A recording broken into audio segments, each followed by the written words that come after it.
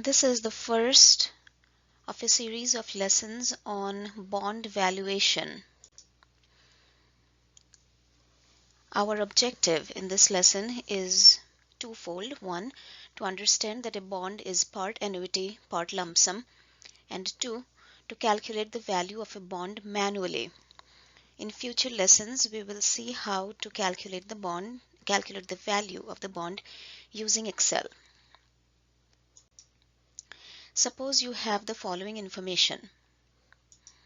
A corporation has issued a 10-year, 5% coupon bond that will make semi-annual payments and has a $1,000 par value. Based on your analysis of current interest rate data, you believe the current 10-year yield for comparable bonds is 5.5%. What is the value of the bond to you? Let us first note down the relevant or the required pieces of information. This is a 10-year bond, that is the maturity. The coupon rate is 5%. The bond will make semi-annual payments. It has a $1,000 par value. Combined, these are called the terms of the bond. Now, any investor, of course, will value the bond depending on what his or her expected rate of return is. And where do you come up with that expected rate of return? You look at interest rate data for the current time period. You look for comparable bonds in this case, and we are told that you have done that and you believe that the current 10-year yield is close to 5.5%. So now you have to value the bond.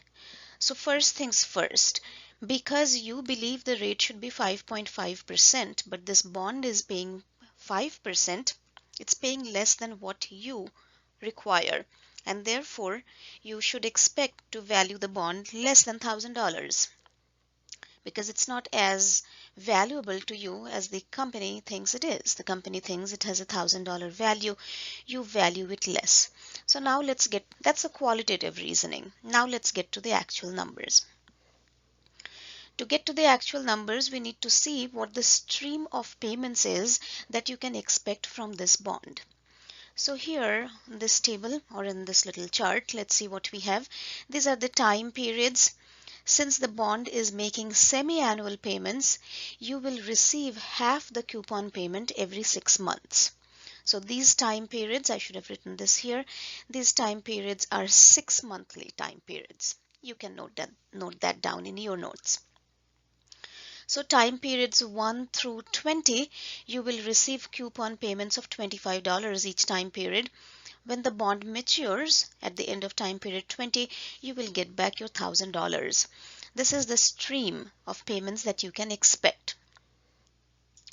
Observe that the stream of coupon payments is a constant amount, $25 over 20 time periods. It is therefore a $25 annuity that has 20 time periods. The $1,000 par value or face value that will be returned to you when the bond matures is a single $1,000 amount that you will get at the end of 20 years. It is a $1,000 lump sum. This is the first basic thing to understand about a bond. A bond constitutes a stream of payments. Most of those, all the coupon payments together, as long as it is a fixed rate, the coupon payments together constitute an annuity. The repayment of the face value or the par value is a lump sum. So now let's get to valuation. You have learned how to value an annuity. You have learned how to value a lump sum. You now have to apply each of those to valuing this bond. Here is our solution strategy. Since the bond is part annuity, part lump sum, the value of the bond is the sum of the value of the annuity, the coupon payments, and the present value of the principal repayment or the lump sum. Let's do the calculations, and I recommend that you do it with me. Pause the video if you have to. So we will calculate the present value of the coupon payments, the annuity, separately. We will calculate the present value of the lump sum, the face value or the par value repayment, separately. And since the bond comprises both, we will add those when we are done. Let us start with the annuity. Payment of $25 received every time period for 20 time periods. In order to find the present value, we need a discount rate.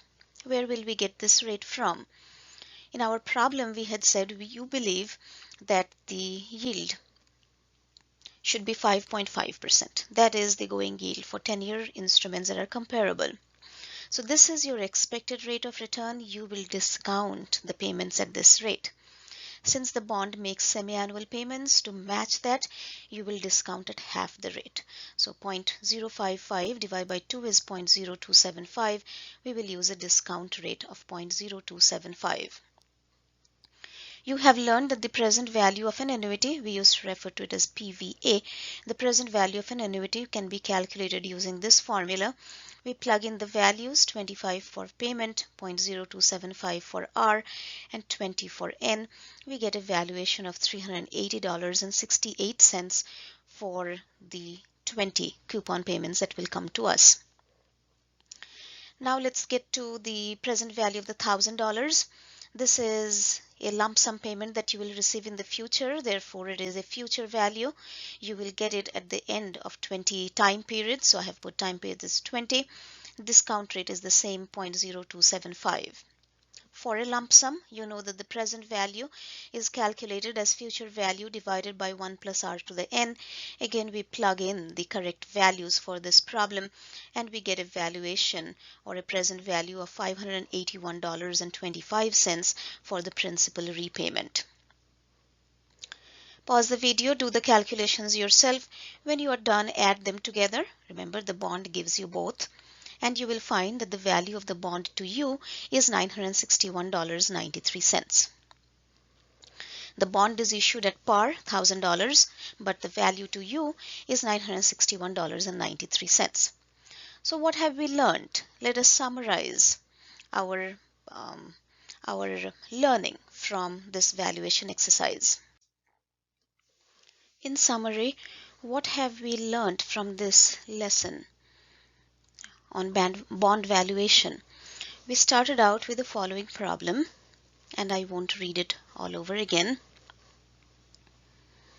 We learned the following things. The bond value equals the present value of the coupon payments, which constitute an annuity, plus the present value of the par value repayment, which is a lump sum. We calculated the value as $961.93.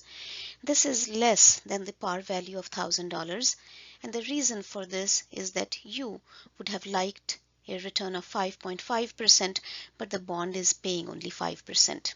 Since the bond is paying less, you value it at less than par. You may logically infer that if you had expected or wanted a lower than 5% rate, you would have valued the bond above par. If you had expected exactly a 5% rate, you would have valued the bond at par. So at this point, it is a very, very helpful exercise to recalculate all of this with the following numbers. Just pick any number. I'm suggesting you use a 4.75%. So what would you value the bond at if you believed 4.75% was reasonable? And what would you have valued it at if you also expected 5%? If you redo the calculations, you will of course see that if you had expected 5%, which is what the corporation is paying you, you would have valued at $1,000, which is what the corporation is valuing it at when it says it's issuing it at $1,000 par. If you had expected less but the company was paying you more, you would have valued the bond at greater than $1,000. You may want to do the calculation. I believe it is, and I don't want to look back at my file to check this, but it is about $1,019 and a few cents. This concludes our first lesson on bond valuation. In future lessons, we will see how to do these calculations using Excel and discuss what may be the value to using Excel.